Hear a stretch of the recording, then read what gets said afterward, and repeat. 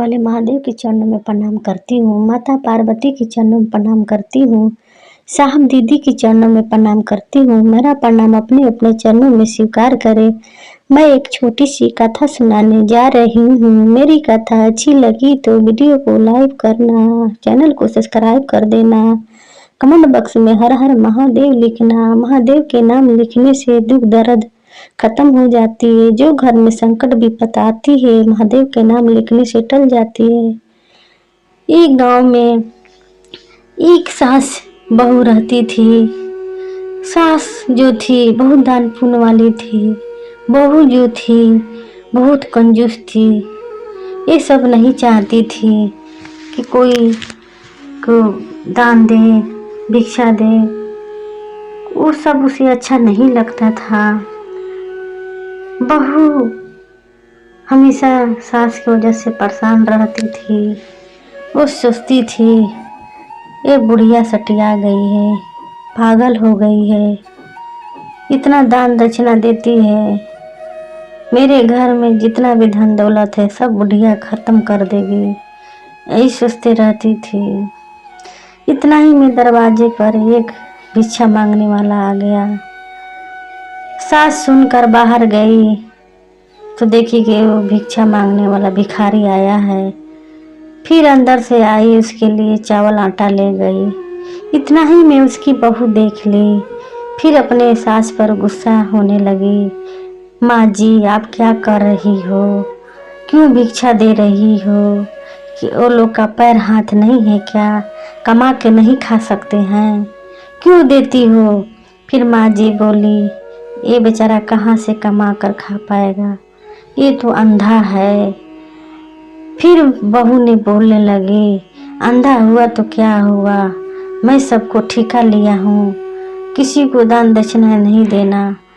फिर सास बोलने लगी, ये पागल हो गई है, इसके दिल में कोई रहम नहीं है, कोई को प्रति इसको माया नहीं है। कैसी कहती है, इतना कंजूस भी नहीं बनना चाहिए। सास मन में सोचती है। फिर सास भिक्षा देकर अंदर आई।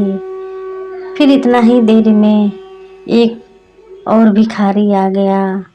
फिर सास भिखारी को आवाज सुनकर बाहर गई। फिर भिक्षा लेकर गई देने के लिए। फिर सास उसके लिए रोटी भी लेकर गई। इतना ही में उसकी बहू देख ली। फिर बहू बोलने लगी, माँ जी, आप क्या कर रही हो? मैं एक बार जो बात बोलती हूँ क्यों नहीं समझ जाती हो? मेरे घर से कोई रोटी नहीं, कोई चावल, कोई आटा, कोई पैसे किसी को नहीं देना है, क्योंकि आप जितना दोगी भिखारी को, उतना ही भिखारी दरवाजे पर आते रहेंगे। इस दुनिया में भिखारियों को कमी नहीं है। ये सब काम चोर हैं, काम के डर भिक्षा मांगते रहते हैं। माँ जी, अगर आप ऐसे करोगी तो मैं आपको बाहर निकाल दूंगी, आपको भी रोटी पानी नहीं दूंगी। फिर उसकी सास सोचने लगी, क्या करूं, मैं इतना बूढ़ी हो गई हूँ कि मेरा घर में एक भी बस नहीं चलता है, मैं अपने मर्जी का कुछ नहीं कर सकता। एक रोटी भी भिक्षा मांगने वालों को दे देती हूँ तो चिल्लाने लगती है, मैं क्या करूँ। इतना ही में उसकी सास शिव जी का मंदिर गई। कहने लगी, हे भोलेनाथ, हे शंकर, अब तो दयालु हैं, कृपालु हैं, मेरी बहू भटक गई है, उसे सद्बुद्धि देना, ज्ञान देना, सही मार्ग दिखाना महादेव। इतना कहकर उसकी सास घर आई। फिर इधर बहू की बेटी जो थी बहुत दिन से बीमार रहती थी, बेड पे पड़ी रहती थी। कितनी डॉक्टर वैद्य हार गए, फिर भी उसकी बेटी सही नहीं हुई। फिर बहू अपनी बेटी से पूछ रही थी, बेटी तेरी तबीयत कैसी है? बेटी बोलने लगी, माँ जी मेरी तबीयत और बिगड़ गई है। फिर उसकी बहू बोली, बेटी तेरे लिए मैं खाना लेकर आती हूँ अच्छी अच्छी। फिर बेटी बोली, नहीं माँ जी मैं नहीं खाऊंगी, मुझे खाने का मन नहीं है। फिर भी उसकी बहू नहीं मानी, चले गई अपने बेटी के लिए खाना बनाने के लिए। अच्छी अच्छी खाना बना कर लाई, बेटी को दी। बेटी उसमें से एक दाना भी नहीं खाई, क्योंकि वो इतनी बीमार थी। बीमार की वजह से कुछ अच्छा नहीं लगता था। फिर एक दिन उसकी बहू महादेव के मंदिर गई। थाली में एक सेव काटा हुआ लेकर गई थी, थोड़ी सी जल लेकर गई थी महादेव पे चढ़ाने के लिए।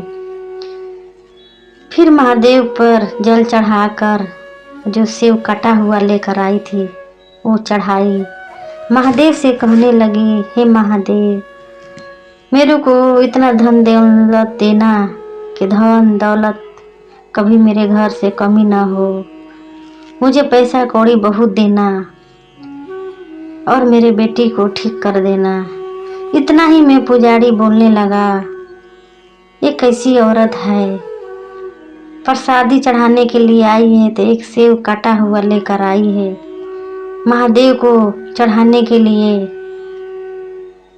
मांग रही है, मुझे धन दौलत चाहिए, पैसा चाहिए। ये कैसी औरत है, शर्म भी नहीं है, महादेव की चढ़ाने में इतनी कंजूसी कर रही है, मांग रही है धन दौलत। फिर पुजारी से कहने लगी बहू कि पुजारी जी क्यों मैं चढ़ाऊं फल फ्रूट, प्रसाद क्यों चढ़ाऊं? अगर महादेव खाते तो मैं ज़रूर चढ़ाती, महादेव तो खाते नहीं हैं। मैं इधर चढ़ाऊंगी, आप उधर उठाकर खा जाइएगा, अपने बाल बच्चे को दे दीजिएगा। हाँ तो मैं क्यों चढ़ाऊं? अगर यही महादेव खाते तो मैं चढ़ाती। अब जो भी कटा हुआ फल लेकर आई हूँ वो भी अब नहीं चढ़ाऊंगी, मैं खा जाऊंगी।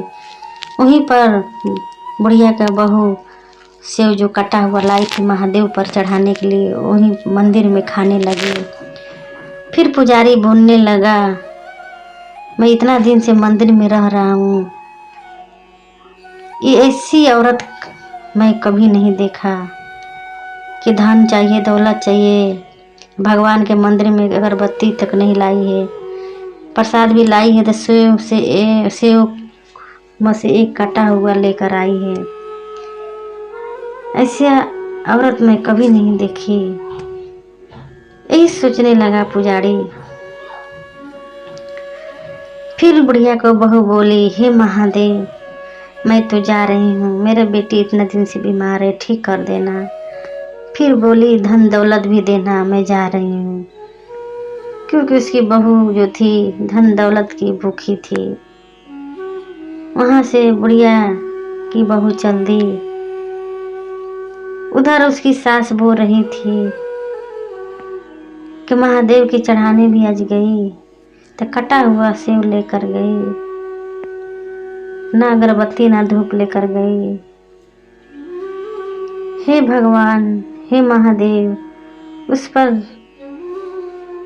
दया करो महादेव, वो भटक गई है। इतना ही बात बोले। जब रात हुआ बुढ़िया का बहू सोई, सपन में महादेव आकर उनसे बात किए, बोले कि हे बेटी, तेरे दरवाजे पे जो भी भिखारी भिक्षा मांगने वाला आता है, अंधा कोर लंगड़ आता है, उसे भिक्षा क्यों नहीं देती है, वापस क्यों कर देती है? उसे दान दो, दक्षिणा दो, वापस मत लौटाओ। अगर तू वापस लौटाती है तो मेरे को बहुत दुख होता है, ऐसे मत करो। जो भी आए आज के बाद दान देना, उसको दक्षिणा देना, पानी पिलाना। इतना बात बोलकर महादेव सपन में, इतना ही में बहू की नींद टूट गई। वो सोचने लगी मेरे महादेव सपन में आए थे, ऐसे ऐसे बोल रहे थे, मैं क्या करूं समझ नहीं आती। फिर सोचने लगी अगर भगवान आकर सपन में बोले हैं तो उनका कहना तो मानना ही पड़ेगा।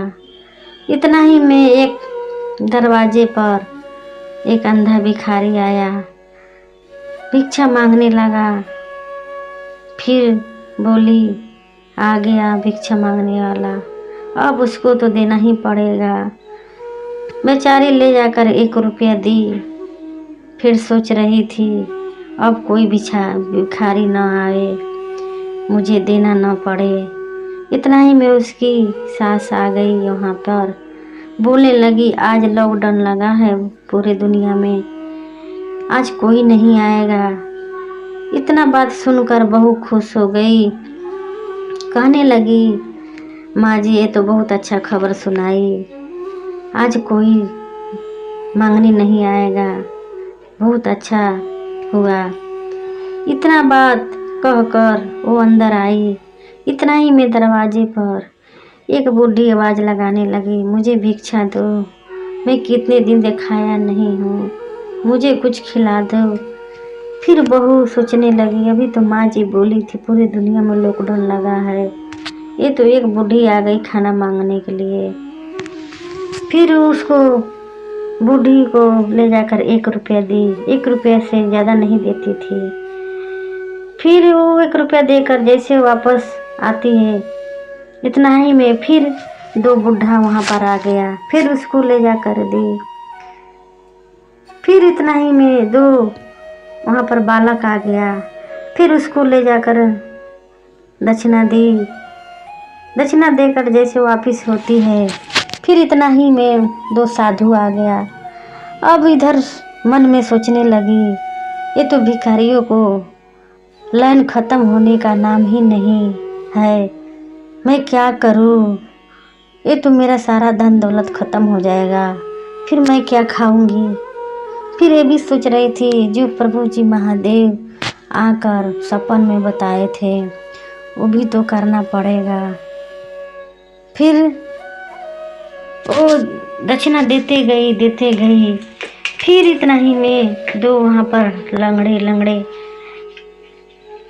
आए, वो लंगड़े को भी खाना वाना खिलाई।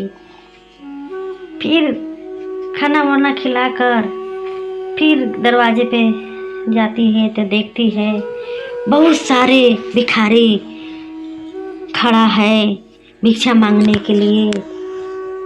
अब बेचारी बहू घर से सारा पैसा निकाल कर आई, देते गई। पैसा कमी पड़ गया, फिर धान जितनी थी घर में आटा चावल दाल वो सब देते गई, क्योंकि वहाँ पर भिखारियों का मेला लग गई थी दरवाजे पर। सारा घर का धन दौलत पैसा कौड़ी सब खत्म हो गया। अब सिर पर हाथ धकर बहू सोचने लगी अब मैं क्या दूँ। फिर हे महादेव मैं सारा धन दौलत सब मैं दान कर दिया, जितना पैसा भी था वो भी भिक्षा मांगने वालों को दे दिया। अब एक घरे बचा है, घर भी मैं दे देता हूँ वो लोग का। इतना बात बोली, वहाँ पर महादेव दर्शन दिए, साक्षात मेरे महादेव दर्शन दिए। बोलने लगे बुढ़िया की बहू से मैं तेरी भक्ति से प्रसन्न हूँ, आज जो भी मांग लो मैं देने के लिए तैयार हूँ, क्योंकि जितना भी भिखारी तेरे दरवाज़ा पर आए थे वो सब मैं ही था, क्योंकि मैं तुझसे परीक्षा लेना चाहता था कि देखता हूँ परीक्षा में पास होती है कि फेल होती है। तू तो पास हो गई, आज मांग लो जो भी मांगना है। फिर उसकी बहू बोलने लगी हे महादेव, हे शिव गुरु, बस इतना ही कर दीजिए कि मेरी बेटी ठीक हो जाए, मैं घर में सुखी शांति से रहूं। फिर महादेव इतना बात सुनकर अंतर्ध्यान हो गए। उसके घर में जितना पैसा कौड़ी था धन दौलत दान की थी सारा वापस आ गया, उससे दुगना वापस आ गया। उसकी बेटी ठीक हो गई। इसीलिए कोई भी दरवाज़ा पे आए उसको वापस नहीं करना चाहिए। जो भी है उसी में से थोड़ा दान कर देना चाहिए, क्योंकि जो भी भिखारी भिक्षा मांगने के लिए आता है वो भी एक मन में आस लेकर आता है, इस दरवाजे पे जाऊंगा तो ज़रूर मिलेगा। अगर भिखारी को हम आप दान दक्षिणा भिक्षा देते हैं तो भिखारी का मुंह से दुआ ही आशीर्वाद निकलता है, बद्दुआ कभी नहीं निकलता है। इसीलिए जो भी दरवाज़ा पे आए उसे खुश करके ही भेजना चाहिए। अगर महादेव इतना दिए हैं तो दान पुण्य जरूर करना चाहिए। ज़्यादा कंजूस ही बनना अपना ही नुकसान होता है, इतना कंजूस भी नहीं बनना चाहिए। कोई भूखे रोटी के लिए तड़प रहा है, एक पैसे के लिए तड़प रहा है, या किसी के पास इतना धन दौलत है, वो इतना इस आराम का ज़िंदगी काट रहा है, या किसी के पास है नहीं। तो खुद ही सोचना चाहिए कि जिसका पास नहीं है उसका समय कैसा बीत रहा है। इसीलिए सबको एक बराबर देखना चाहिए, देना चाहिए। मेरे महादेव बहुत भोले हैं। अगर आप 1 रुपया दान दक्षिणा किसी को दे रहे हैं तो मेरे महादेव उसमें 0 बैठाकर शुद्ध ब्याज जोड़कर आपको लौटाते हैं। वो बुढ़िया का बहू जो थी वो सही राह पर चल दी थी, सही दिशा मिल गया था। वो सब दिन अब भिखारियों को दान पुण्य करती थी, खिलाती थी, बैठाती थी। उसके घर में खाने की भी कभी नहीं रहता था, उसी में से खिलाती थी, क्योंकि वो समझ गई थी कि धन दौलत रहते हुए कंजूस बनना अच्छा नहीं है।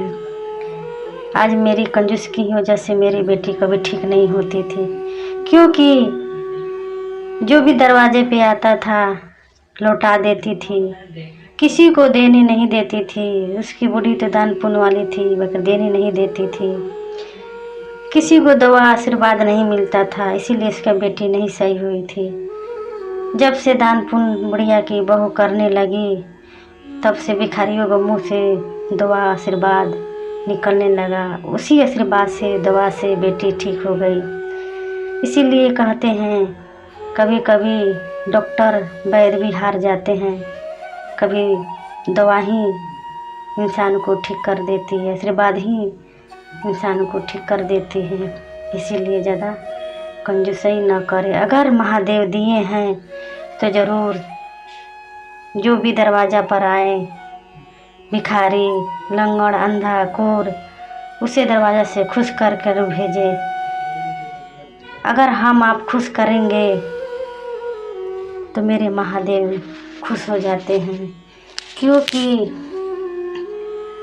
हम दूसरे को खुश रखते हैं, खुश करते हैं तो मेरे महादेव अपने आप खुश हो जाते हैं। इसीलिए अपना से नीचे को भी देखना चाहिए।